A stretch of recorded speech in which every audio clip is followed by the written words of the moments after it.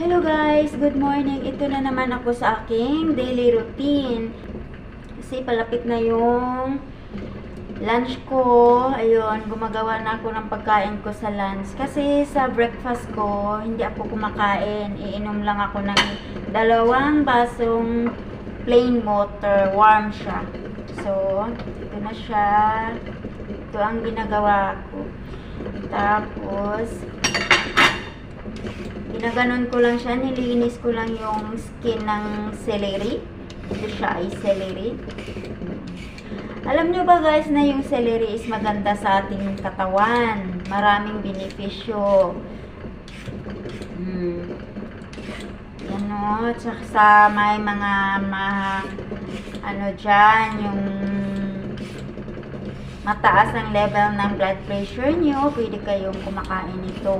O kaya gawin ninyo tong drinks. I-blend ninyo kasama yung cucumber. Yun. Ganito lang po yung ginagawa ko guys. Everyday.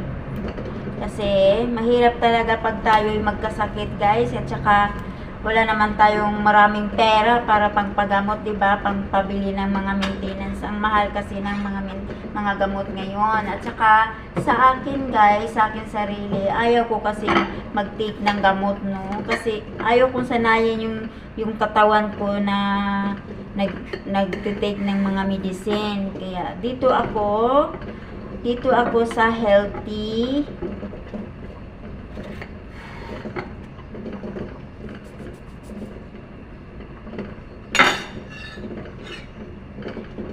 Ito na, ganito lang ang ginagawa ko guys. Hinihiwa-hiwa ko lang yung cucumber. Yan. Tapos, ngangat-ngatin ko na siya. Tapos, yung i-partner ko lang nito is yung linagang itlog. Yun lang ang pina-partner ko. Yun lang, bali lunch ko. Tsaka, yan. Diba guys? No, dapat talaga kailangan guys na ingatan natin yung ating sarili.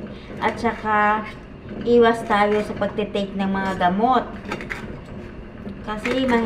Kasi yung mga gamot din guys, minsan, yun ang dahilan na masasira yung kidney natin, ganon.